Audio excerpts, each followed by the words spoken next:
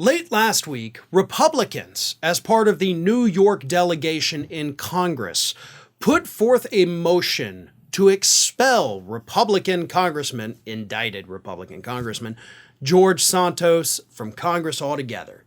You're gone, these Republicans say, and of course, because they have now forced the motion, it will be voted on this week.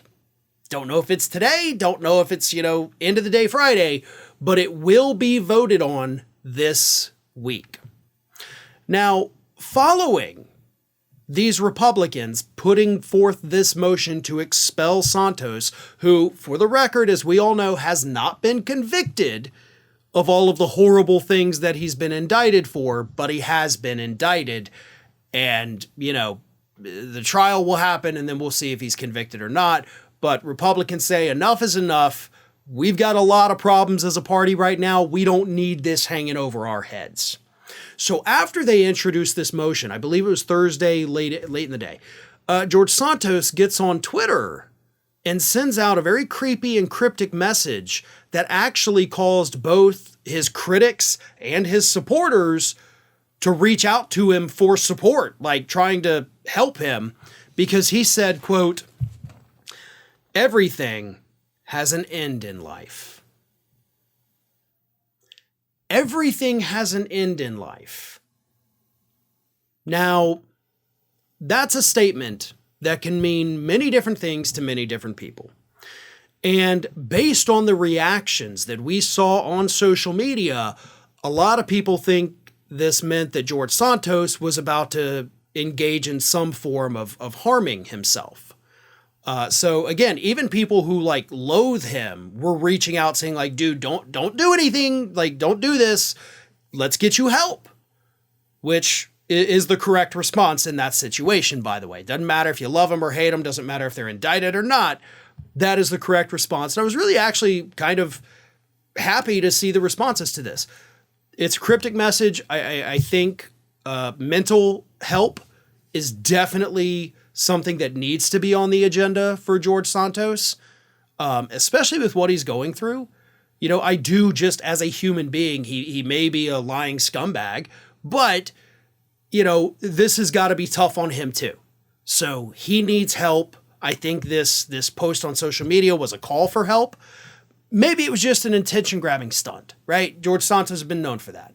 Maybe he just wanted the attention. Maybe he just wanted people to, act like they loved him. I don't know. Either way, real, not real, he needs help.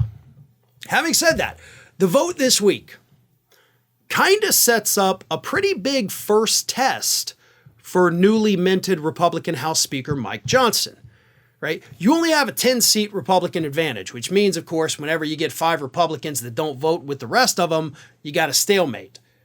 So losing one of those 10, taking you down to 9, that hurts.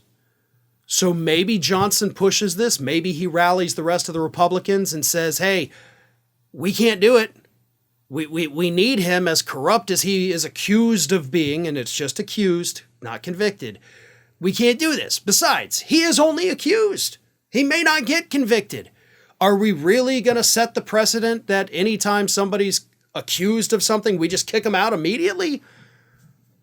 Or Johnson could recognize, as the New York delegation does, that Santos is an albatross hanging around the neck of every single Republican in that body. Because if you do not kick him out, if you vote to save him, and then he is convicted, you're all going to look pretty dumb. And it's all going to come back and haunt you. And not to mention, y'all then definitely lose that seat in next year's election. You leave Santos where he is, you're going to lose that election. Whereas you expel him right now, you move to a special election, Republicans get to go out there and say, listen, we took care of the garbage. You can trust us. Look, we did this ourselves. Democrats didn't do it.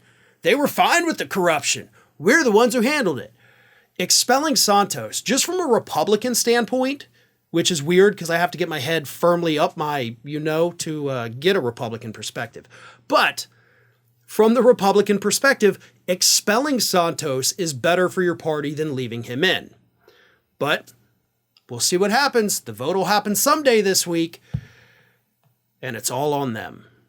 Hey everyone, this is Aspen. And did you know that for the low cost of $0 per day, you can subscribe to the Fair and Balanced YouTube channel? We also encourage you to like, comment, and share, but again, click that subscribe button and help Aspen not be so grumpy.